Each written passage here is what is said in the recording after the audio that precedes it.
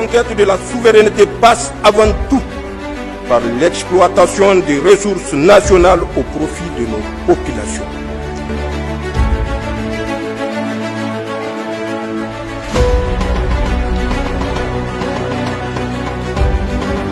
Le Niger vient de franchir une étape historique avec l'adoption par le Conseil des ministres du projet de création de Niger Air International. Cette nouvelle compagnie aérienne nationale, majoritairement détenue par l'État et ouverte aux investissements privés, vise à désenclaver le territoire et à relier le Niger au reste du monde. Pour analyser cette initiative, nous avons rencontré un acteur de la société civile. Pour nous, c'est d'abord une bonne initiative de pouvoir créer une compagnie aérienne. Parce que vous savez que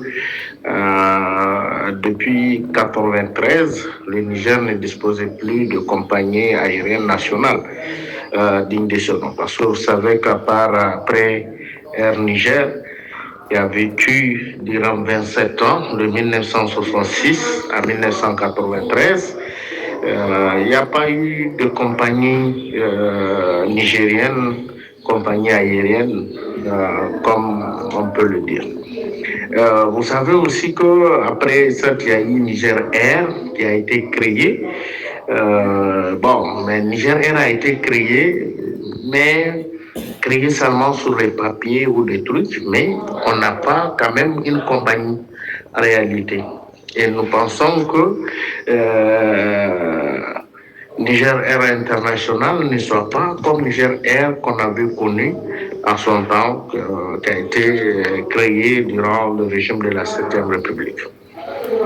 Alors, en ce qui concerne la question des attentes des Nigériens, parce que la question de la mobilité au Niger, d'abord, c'est une question très cruciale.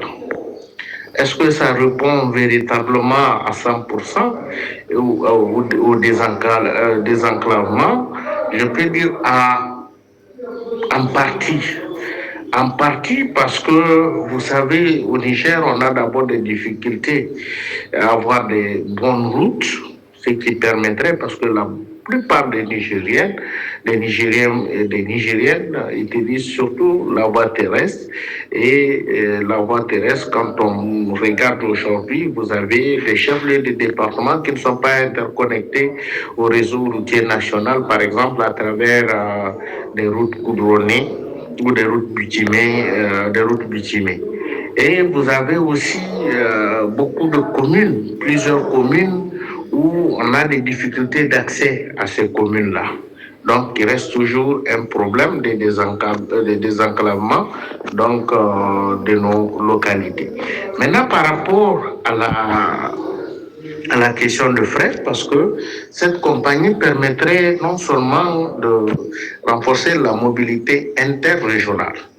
Ça veut dire que déjà avec la compagnie Niger Airlines et aussi cette nouvelle compagnie permettrait dans un premier temps, si elle est bien gérée, de pouvoir aussi réduire le temps de voyage et de rapprocher les villes nigériennes des uns et des autres et de permettre aux acteurs, que ce soit l'administration, ceux qui ont le secteur privé, les ONG et les particuliers, de pouvoir voyager dans les régions dans un laps de temps et de pouvoir aussi rapprocher le Niger de certains pays, parce qu'aujourd'hui, vous avez certains pays pour aller, parfois il faut prendre des vols qui vont vous amener 2 à 3 pays avant d'aller à un pays peut-être qui est même limitrophe du Niger. Donc, ce qui est important, la question, donc, c'est qui fait en sorte que ça répond quand même à des attentes de ceux qui utilisent ce genre de transport. C'est un projet ambitieux et promoteur, mais il faudra veiller à ce que cette compagnie bénéficie réellement à tous les Nigériens et que sa gestion soit transparente. Nous espérons également que toutes les régions, y compris les plus enclavées, seront desservies afin que personne ne soit laissé de côté.